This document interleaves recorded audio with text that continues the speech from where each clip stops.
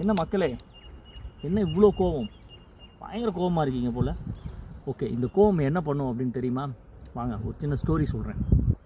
ஒரு பாம்பு, ரொம்ப விஷம் இருக்க ஒரு பாம்பு, அது ஒரு வீட்டோட கிச்சனுக்குள்ளே நுழைஞ்சிருச்சு.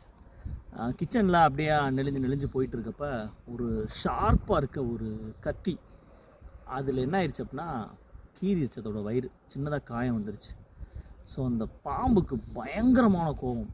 என்ன யோசித்துருச்சு, நான் எவ்வளோ பெரிய ஆள் தெரியுமா, என்னை பார்த்தா படையே நடுங்கும், நீ என்னோட வயிற்றை கீறி விடுறியா அப்படின்னு சொல்லிட்டு திரும்பி அந்த கத்தியை பார்த்து ஒரு கொத்துச்சு.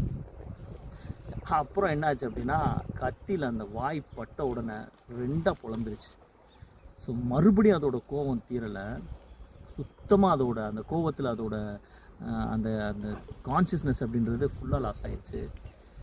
நீ என்னைய காயப்படுத்துனதாமல் என்னோடய வாயையும் கிழிச்சிட்ட அப்படின்னு சொல்லிட்டு அந்த கத்தியை இறுக்கி சுற்றிடுச்சு. பாம்பு பிடிச்சா சுற்றும்ல நம்ம கையிலலாம், அந்த மாதிரி இறுக்கி சுற்றி முடிச்சோன்னா என்ன ஆயிடுச்சு, கத்தி ரொம்ப ஷார்ப்பாக இருக்கனால துண்டாக அந்த பாம்பு வெட்டி கீழே விழுந்துருச்சு. Very simple. இந்த கோபம் நம்மளுக்கு தலைக்கு மேலே மீறிச்சுன்னா லைஃபே ஸ்பாயில் ஆகிடும். அதான் இதில் மெசேஜ். ஒரு இடத்துல படித்தேன், இந்த விஷயம் ரொம்ப யூஸ்ஃபுல்லாக இருந்துச்சு. டேய், நான் உன்னை விட மாட்டேன், ஏதாவது பண்ணியே தீருவேன், அது இல்லை, கடந்து போயிருங்க, காலம் பதில் சொல்லும். இந்த மாதிரி ஆட்களுக்கெல்லாம், நம்மளை காயப்படுத்தினவங்களுக்கு. பிடிச்சிருந்தா நிறைய பேருக்கு ஷேர் பண்ணுங்கள். இன்னொரு வீடியோவில் சந்திப்போம்.